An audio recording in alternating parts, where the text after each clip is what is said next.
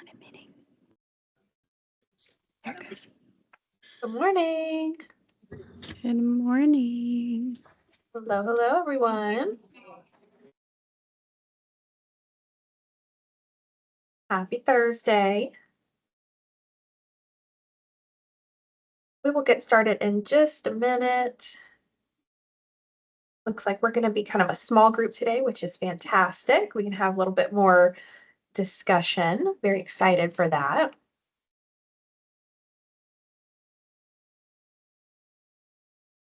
All right.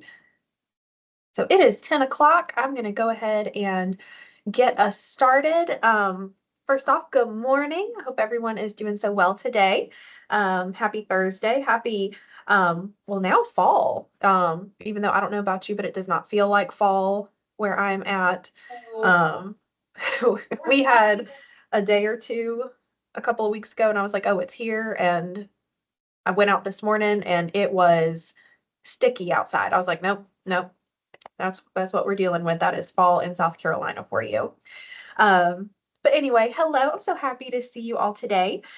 We are here today to talk about bundling indicators for English 1 through 4, and we are going to be talking about specifically bundling within a strand.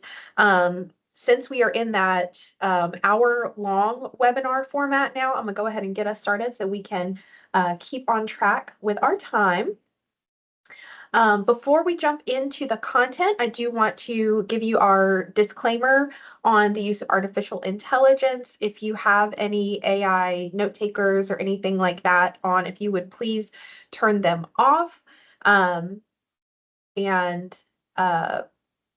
if they're in the chat or anything, we'll try to get them removed. A little bit of housekeeping to get us started. First off, hello, my name is Casey Prince Harvey. If I've not had a chance to meet you yet, I'm here as your support for secondary ELA in the Office of Assessment Standards at the South Carolina Department of Education. And I'm joined today by my partner, Brenna. If you want to introduce yourself. Couldn't get to my mute button. Yes, I'm Brenna McCormick, and I support middle level ELA standards, and I'm happy to be here to help Casey today. Yes, so we are here as your support from the ELA team today, and we're just excited to see your lovely faces. Brenna is going to drop in the chat our note catcher, which will also serve as your landing page. So as we go through today's session, there will be some prompts, there will be some interaction that goes along with the information on the note catcher. And then at the bottom, there are some additional links if you want some next steps or some additional resources. And then lastly, we will be talking today about some information from the high quality instructional materials that have been adopted at the high school level. I have some examples that we'll go through as we talk about planning for instruction. And I'll also have some examples of some other bits and bobs that aren't from the HQIM, but just wanted to give you that reminder that everything that we share today is in addition to that curriculum. So just keep that in mind. We are also offering recertification credit for today's session. So in order to receive that recertification credit, there are 3 requirements. The first is attending the live webinar, which you're doing now, and being an active participant. Also, you need to remain in attendance for the duration of the webinar. And then at the very end of today's session, you'll have a feedback form that'll go in the chat. And then once you complete that feedback form at the end of the webinar, I'll use that information to create your certificates. Okay, that takes us to today's purpose, which is to explore structures and processes for bundling indicators within a strand to support intentional planning and instruction for English 1 through 4. So it's a very specific purpose, and it's building off of a session that I hosted last spring, which was more of a general bundling indicators, but now we're focusing in more specifically on bundling within a strand for intentional planning and instruction. So I want us to start with a little bit of a consider this, and this is in box 1 of your note catcher. So I want you to do a little bit of reflecting to get us started. I want you to think about a lesson that you recently taught or observed. I know some of you are directly in the classroom, some of you are supporting teachers and aren't directly in the classroom. So just think on something that you've recently either taught or observed. How did you or whoever you observed decide which standards and indicators to focus on? What guided those choices? What worked and what didn't? And what might have been different if you bundled the indicators around a central strand or theme, or if the teacher you observed had bundled the indicators around a central strand or theme? Take about 2 minutes to reflect on that, and then I'll ask you to share some of your reflections in the chat.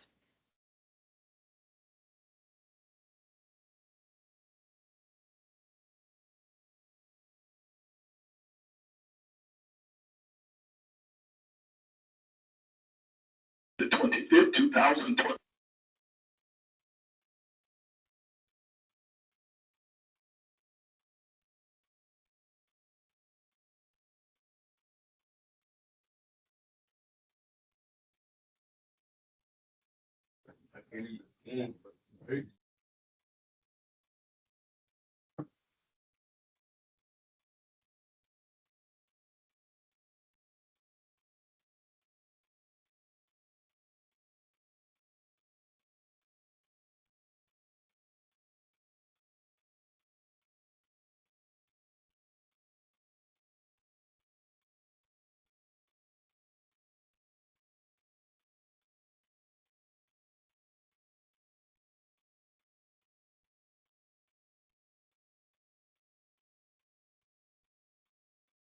Take about 1 more minute. Start thinking about any reflections.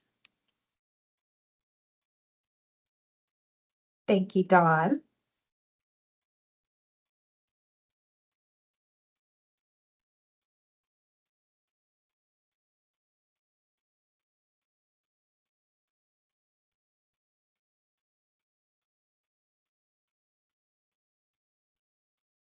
Cynthia, I understand completely.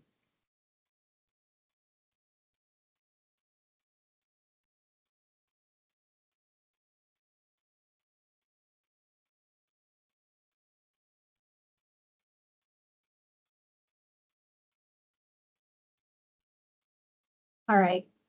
Go ahead and add to the chat if you've had a chance to think about those reflections, a lesson that you've recently taught or observed, where you saw the standards and indicators that were the focus, what worked, what didn't, what guided those choices, or what might have been different if you bundled the indicators around a central strand or theme.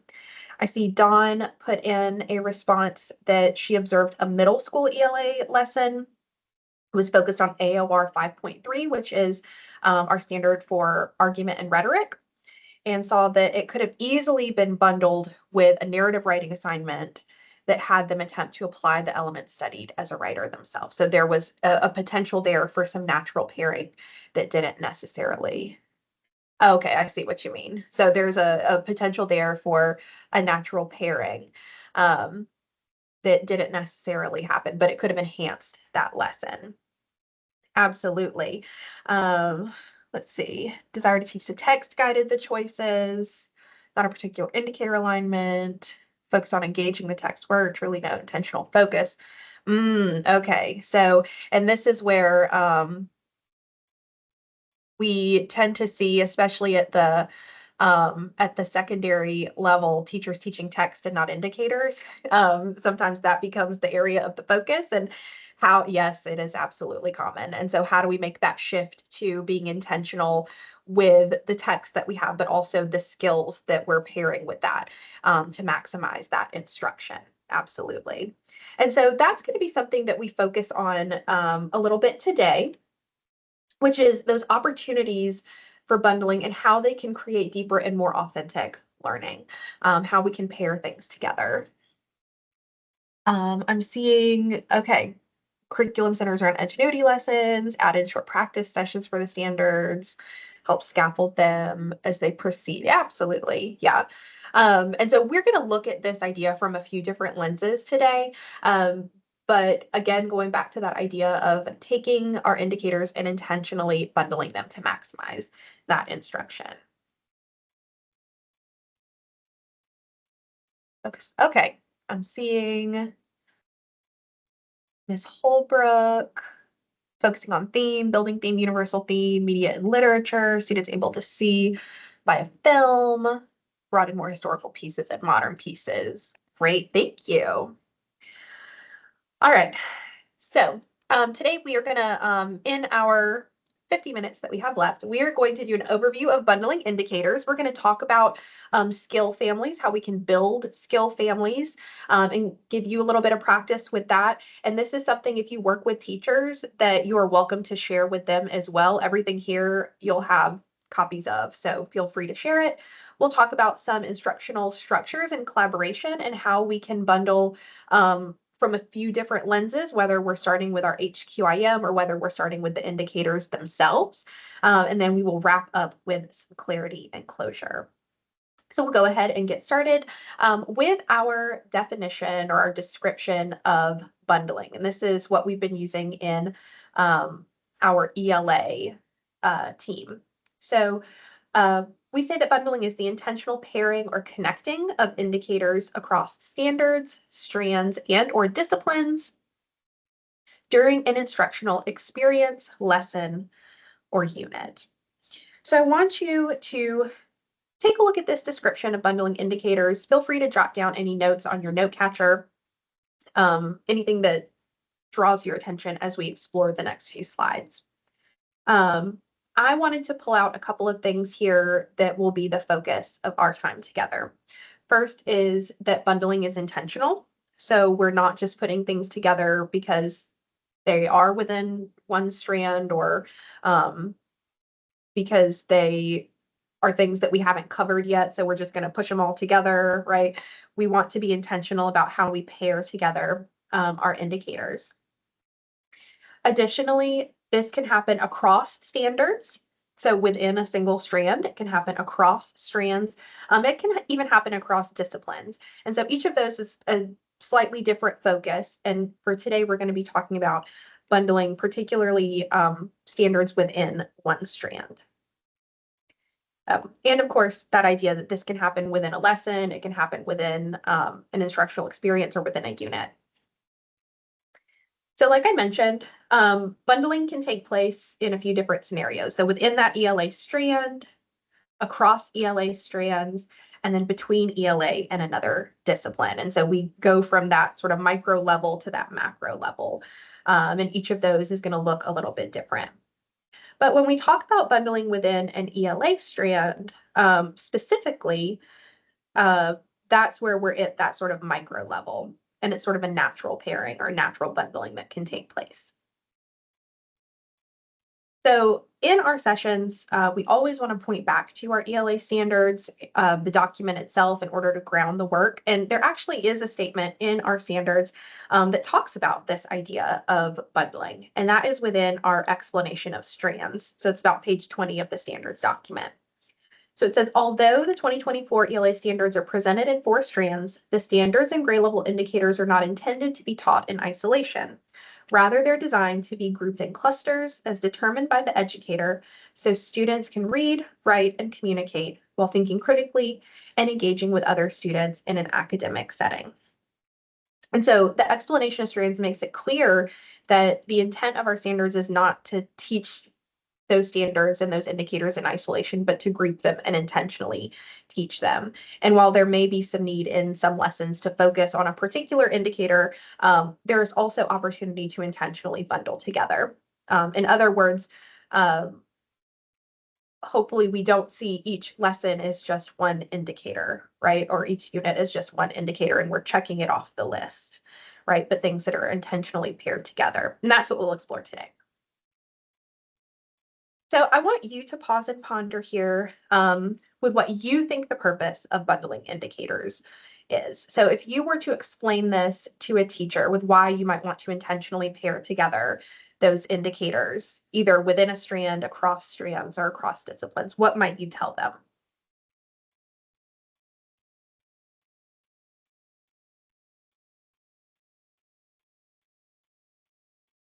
Feel free to drop that in the chat. Intention with time. Oh, Carla, yes, absolutely. So thinking about particularly at the high school level, we have only a certain amount of time to ensure mastery of all of our indicators, right? And particularly think if you work on a semester schedule, for example, how are you going to ensure that everything is not only covered but mastered? I see support students in making connections between reading, writing, and communicating. Yeah, right. These things don't happen in isolation. When we think about the profile of the South Carolina graduate, we think about the skills that we want them to have, right? There's not just a reading time or a writing time or a communicating time, right? These things happen together. And then, yeah, maximizing that instructional time. Supports connecting the entire curriculum, helps the teacher spiral indicators previously taught. And the beautiful thing about our standards is that they vertically articulate, right? So we can go back and we can see things that we build off of things in a really intentional way. Integration for meaning, front loading, yep, ensures that you're planning with intentionality. And yes, Heather, I see working with limited time, being able to pair or group indicators to have a cohesive flow, supports coherence and clarity and simplicity, right? This is just what we do. This is just natural. Particularly in ELA, there are so many natural connections that we can make. Absolutely. And so I want to point out a couple of findings that we also had when we think about the purpose of bundling indicators, because at some levels, it's going to look a little bit different from others. So I have an example of one of our vertical progressions here for 5.2. So our indicator is moving up from kindergarten to English 4. And when we look down at that elementary level here, we see that there is a lot of new skill and content that's frequently introduced. So we see a lot of words in bold here, which means that a lot of the information is new. And so there's going to be a lot of new learning. And so at that earlier level, we bundle to reinforce and practice that new learning, right? So we want to make sure that we're pairing things together so that we can reinforce the things that are new. And then as we move into middle and high school, we see that while there's not as much new content introduced, the skills in the content will increase in cognitive complexity. So we're going deeper into the content. And so at our middle and high school levels, we're bundling to refine that information, and we're starting to provide those real world connections when we bundle things together, because we start to see how things can connect outside of one particular area, right? And especially those interdisciplinary connections we can start to make there. And so in addition to what you said, these are just a few things that we found when we were looking at that vertical. That there are some different purposes and some different ways and reasons why we might bundle. So I want us to talk about bundling our indicators within a strand. So we know that bundling means to intentionally group together for the instruction and focusing specifically within a strand. And I've kind of come up with this idea of, hopefully it makes sense to you, of creating skill families, right? I'm calling these bundles skill families, things that intentionally pair together. And so what I mean by that would be something like pairing AOR 4.1 and AOR 5.3, right? I can pair those together and I would call it a skill family around rhetoric, especially at the high school level, right? Because we're talking about purpose, right? We're talking about author's purpose, and we're talking about argument and rhetoric. They both specifically focus at the middle and high school level on that idea of why an author chooses to do something, what their argument is. I could also pair together my research indicators 1.3 and 1.4. Again, I'm bundling just within that research strand. And I'm giving it the skill family, I'm calling it organizing information. because these particular indicators focus on how we logically organize our findings, and how we can even like synthesize that information. And then within communications, I'm looking at maybe 1.1 and 5.1, right? And in this case, I've bundled those together and I've called them generating and evaluating writing. So when I put these indicators together, when I bundle them, I'm creating what I'm calling a skill family because there are connections between them. So let me stop there. Does that make sense? Because I just kind of like came up with that. I was telling Brenna, I was like, I like this idea of like the skill family. We pair things together by the content. Additionally, when we create skill families, we layer in our overarching expectations. So our overarching expectations are new to our 2024 standards. They're what we call the business of ELA. It's just what we do on a daily basis. So these aren't standards, strands, or indicators, but they support our strand standards and indicators. And we have 6 of them. So these are things that we can intentionally partner with those skill families as well, right? We can layer them in. So I'm going back to those same skill families I just created some examples of, right? And from there, I can layer in some of my overarching expectations. So if I go back to AOR 4.1 and AOR 5.3, that rhetoric skill family, I'm going to layer in overarching expectation 5, which is citing evidence to justify reasoning. Because if I'm talking about the strategies and the tools that authors use to share their ideas, I would probably want to include evidence that supports that. For organizing information, I can pair overarching expectation 2. So we're acquiring, refining information when we go through that research process. And then layering overarching expectation 6 into generating and evaluating writing, because we're creating quality work that adheres to an accepted format. So these natural pairings pull in those big ideas from our overarching expectations as well. So just again, being intentional about how we pair these things together and create those skill families. So I want you to go ahead and try this. So I really just looked at the standards and I saw those pieces of content and I saw those skills and I pulled in those intentional connections to create the skill families. And I want you to have an opportunity to do that as well. So let's take a look in box 3 of your note catcher. We have some little drag and drop activities that we've created. And so what we've done is we've created a movable slideshow for applications of reading, one for research, and one for communications. And what I'm going to ask you to do is pick one of those. And I want you to try and drag and drop those indicators together to try and create a skill family yourself. Does that make sense? Can I get a thumbs up if that makes sense? Okay, perfect. So why don't we take about 5 minutes so that you can get onto that and try and drag and drop those indicators together along with the overarching expectation that you think would support it. And then be prepared to share what your skill family would be that you created. Okay, so about 5 minutes, and then we'll come back together to share what you've paired together.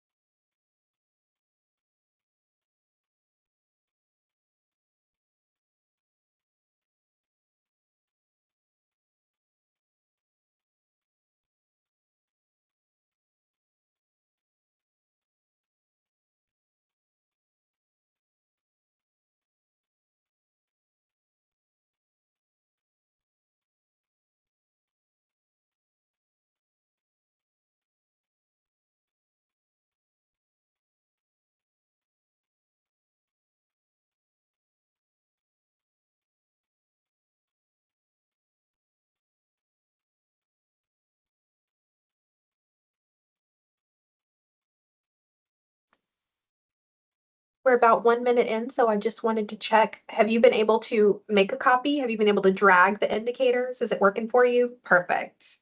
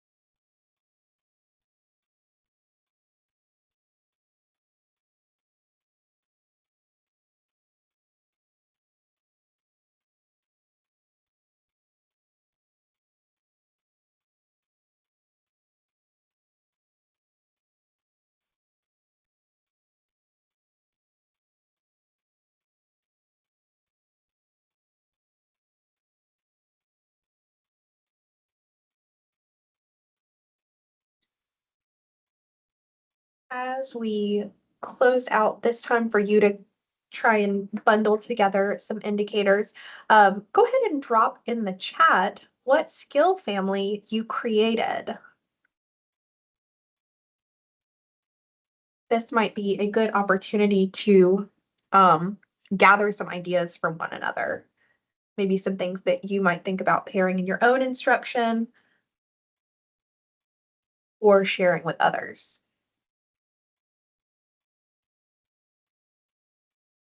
Okay, I see universal theme with AOR 1.1, 2.1, 2.2, and 4.1. Yeah, there's a lot that you can do there, layering those overarching expectations. And really that could be its own unit. Yeah.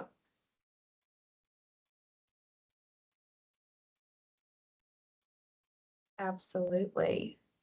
And now I'm even thinking back to what Dawn was saying, where she saw the lesson on 5.3, and we could go ahead and pull in that 4.1, for example. Oh, Avis, yeah, building vocabulary with 7.1, that's our determining meaning, and 9.1, which is morphology, which is great because both talk about etymology. So there's definitely some cool stuff that you could do there. I love that.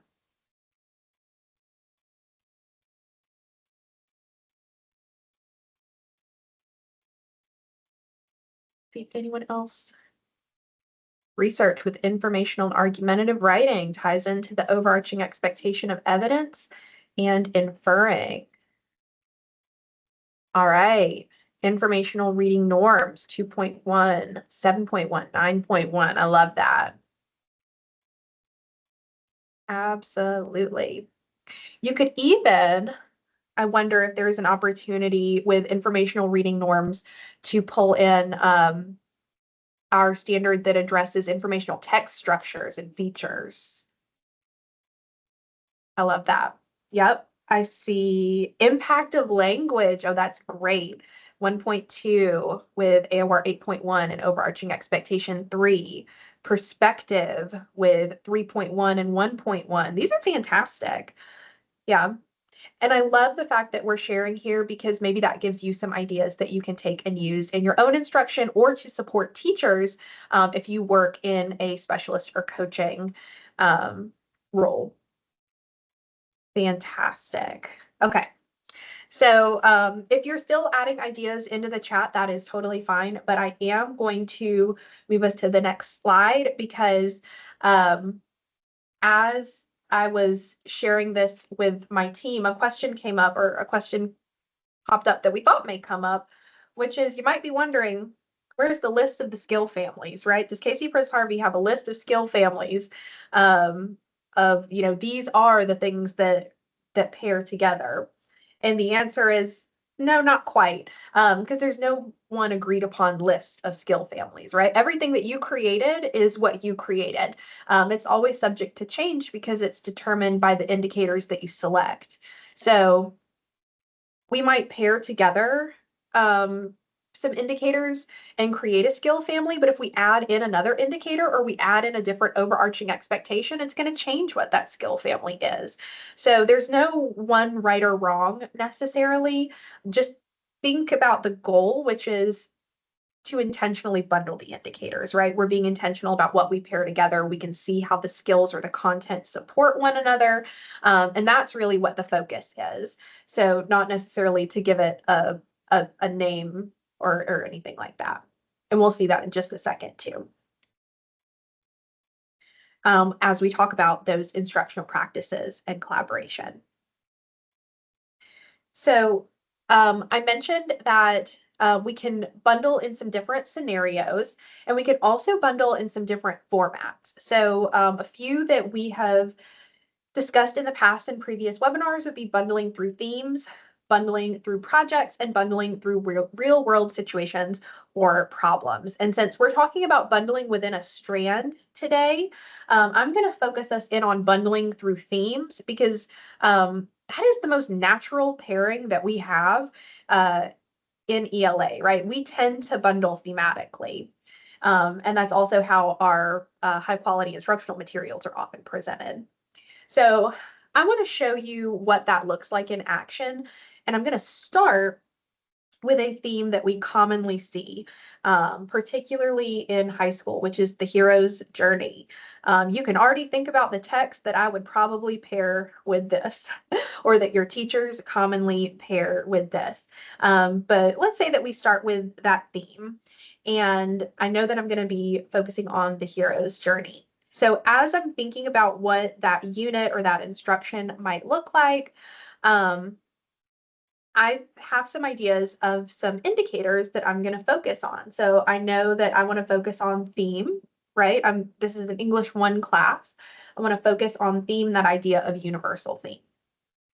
Additionally, I might want to pair that with our English 1 indicator for literary text structure, because I want students to think about how texts or texts use their structures to have specific effects on their audience.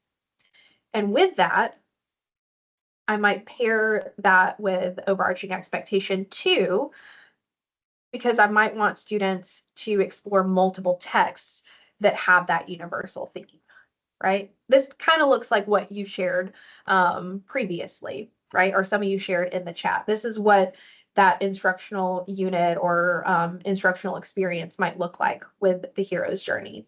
And so from there, I can create the skill family of affect and effect, possibly, right? How does that theme contribute to the development? What are the effects of those structures? But I could also call it something like common threads or invisible strings or whatever, right? Again, showing that it's not necessarily the name that I call the skill family, it's the idea that I'm pulling this together intentionally in the instruction. And now I've done that through that theme as well. And so that's that idea of starting with the theme, starting with the indicators and using that. But also as high school English teachers, thematic planning almost comes second nature. We often plan those novel studies in units based on themes with those overarching essential questions. And then from there, we bundle the indicators in a way that supports the content and the context of the unit. And I want to point that out because our instructional materials are almost always formatted in those thematic units as well. So I've got some examples here from a couple of our HQIM where we can see that the units are based on these larger themes, and within that, they've bundled together those indicators. And so that's what I want us to focus a little bit of our time on next by looking at a few of those different scenarios and how we can apply that bundling process. So I want us to start in box 4 of your note catcher by starting with the units that are already created within your high quality instructional materials. So what I've done is I've pulled some examples of thematic units from each of your HQIM adoptions. So we have 3 adoptions across the state. We have StudySync, we have My Perspectives, and HMH into literature. And so I've pulled an example of one of those thematic units from each one. And so I want you to click on whichever one you want to take a look at. I want you to pick it. I want you to consider when you look at that unit that's showed in the material, what skill families might already be present based on the information you could see. Where do you see things that are naturally bundled together, as well as what could be adjusted or added to support instruction. So maybe you see potential for a bundle, but if you added this one extra piece, it would really enhance. And then I want you to consider how you might lean into those skill families in the instruction. So this is in, again, box 4 of your note catcher. You've got some prompts there to guide your thinking, but I want you to start by just taking a look at one of those examples. You might need to zoom in a little bit to get a good idea of the whole thing because I tried to take a picture and it was like across multiple pages. But try taking a look there and then think about those skill families and think about how you can lean into that for the instruction. Okay, we'll take about 5 minutes again.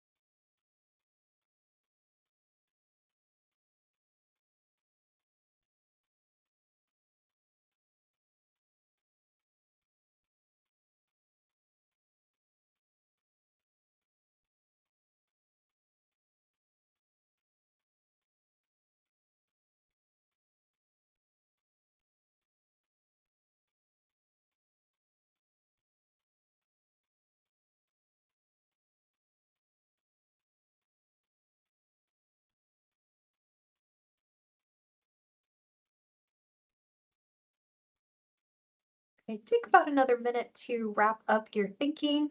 Um, and I would love to see any of your takeaways shared in the chat. What did you look at? Did you see any potential for skill families? How might you lean into those during instruction, or how might you support teachers as they look at that unit and how they can lean into those skill families in their instruction?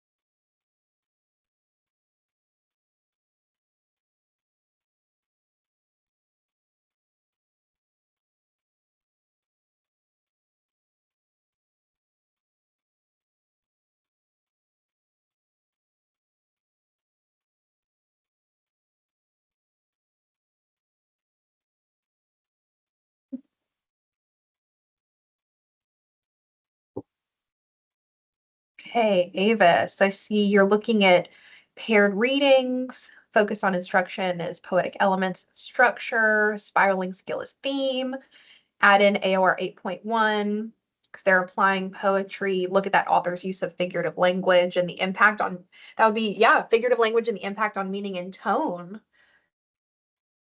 Absolutely. So there's already something there. We've already got a little bit of um, a bundling, but again, we're considering how we can enhance or how we might find skill families there.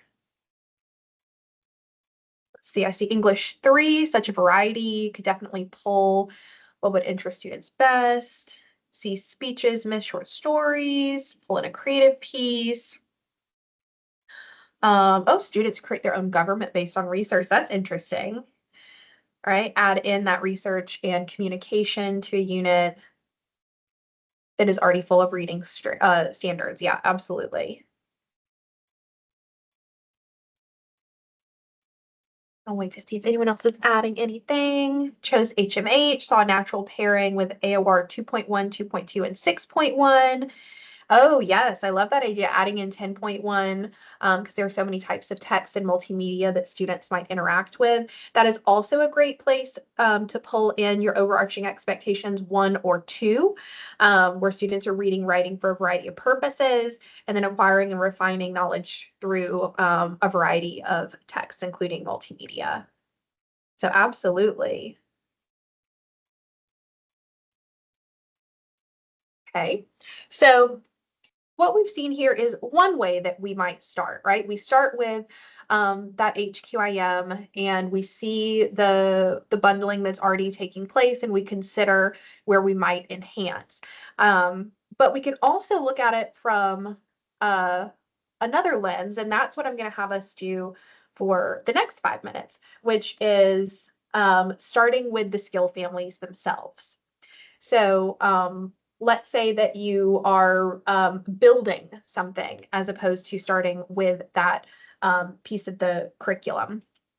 So what I want you to do now is I want you to go back to your skill families that you created in that box 3. So where you had the slides and you were bundling them together yourself, and some of the ones that you put in the chat. So let's say that we're starting there with that bundling.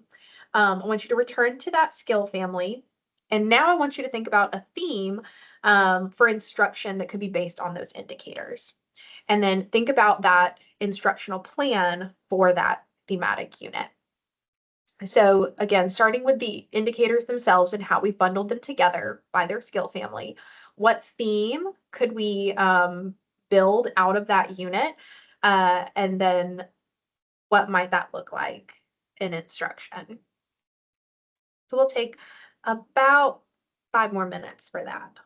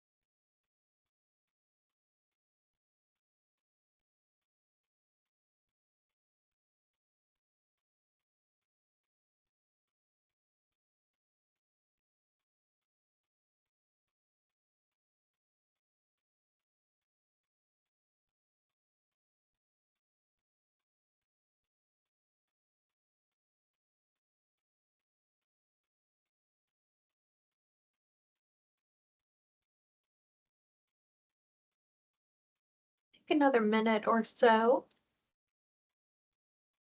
Again, we are looking at this idea of bundling from a slightly different perspective this time. First, we started with looking at those themes that are already in your HQIM, and now we're looking at starting with the bundling of the indicators themselves.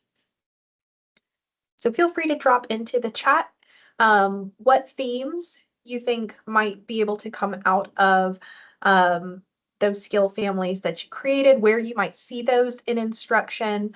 And I use the example of the hero's journey because that is just something that is commonly a thematic focus. From my experience when I taught English 1, I would love to see what your thoughts are.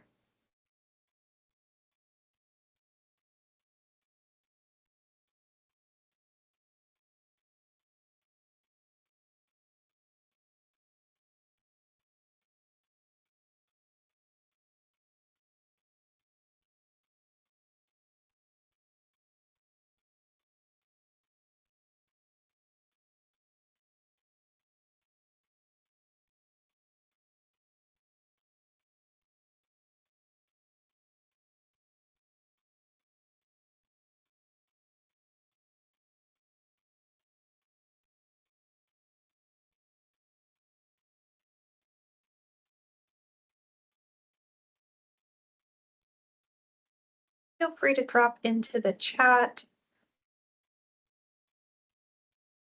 any themes that you were able to come up with based on the skill families.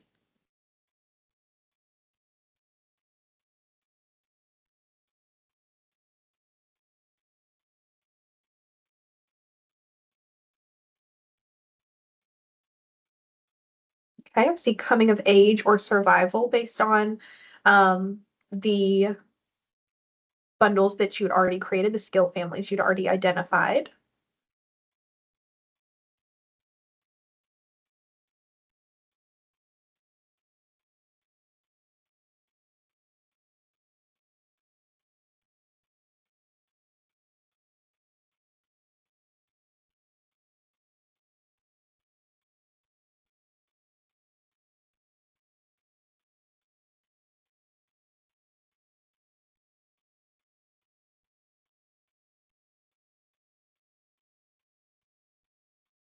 Theme, what is freedom? We see the skill family of perspective. We see emphasizing analysis of rhetoric and structure. And then, yeah, we've got some text ideas right there with MLK and Frederick Douglass. Love that idea. All right. Unit was The American Story Begins, Perspective and Diction, Thematic Unit, The Beginning of America.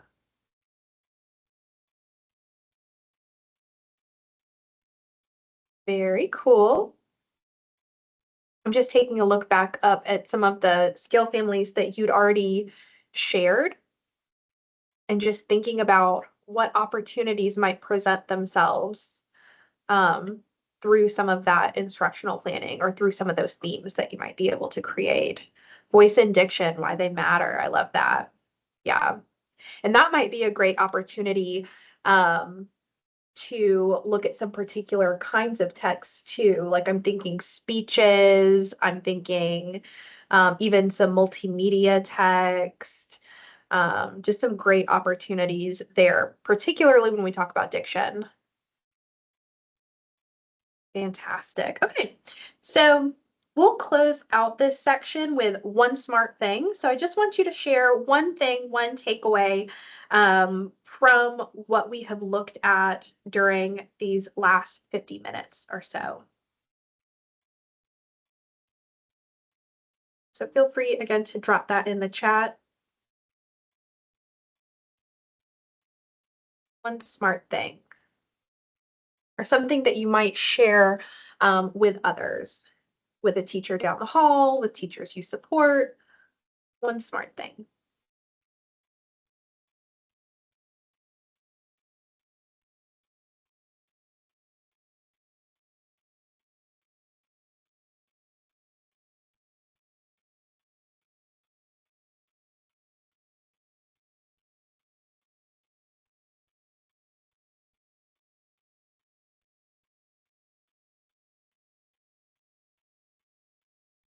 Planning sessions will be more intentionally focused on the standard, how they relate, the expected outcomes. Absolutely. Yeah. And that focus on intentionality really is vital, right? What skills actually work together? What content actually works together?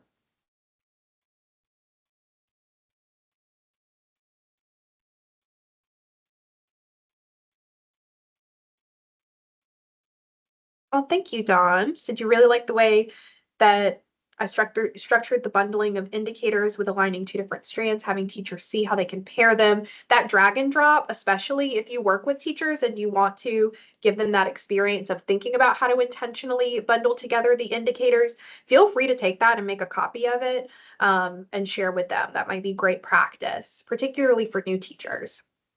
Bundling, then pairing with that overarching expectation. Yeah, exactly. I just called it that, but that's it really is that idea. Bundling together, especially when you're building your curriculum maps. And then sharing that with teachers, giving them that experience of being intentional and thinking about why do these things connect? For sure. Heather, as we begin to think about how to serve the whole child, becomes imperative to pair or bundle indicators to see a logical progression. Yeah, placing pieces of a puzzle together, several combinations of pieces that work together, which yes, and I'm so glad you like the idea of the skill families. That was my hope, my one smart thing is just seeing that, of course, it's imperative that we bundle things together intentionally for our instruction, but also that we can bundle in different ways, right? We can start with the HQIM. We can start with building the skill families. There are a few different ways, and depending on where you're at in your instruction and in your planning is going to kind of shift what that focus is. So throughout that instructional unit or through a course, you might have to lean on different processes, but the end goal is the same. And I'm so glad that you can see this as something that you could share with teachers to get them to think intentionally as well. Love that. All right, that leads us to our clarity and closure. We will end with, this is going to be in box 6 of your note catcher, and we don't have to share it in the chat. This is just for you. But I want you to consider how you could employ the idea of bundling indicators in the next few weeks or months. Is there something from here that you could either do yourself or share with teachers in your department or teachers in the district or schools that you serve?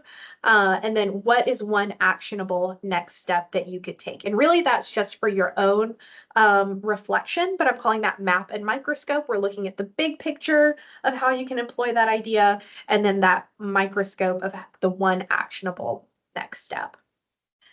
So we will shift now to revisiting our purpose, which was to explore structures and processes for bundling indicators within a strand to support intentional planning and instruction for English 1 through 4. And I'll just do a quick check-in. Do we feel that we met our purpose for today? Did we do what we set out to do? I hope so. And one thing that I would ask you to consider is how we met that purpose. Think about those intentional steps that we took throughout this hour. But we will go ahead and wrap up with our feedback form.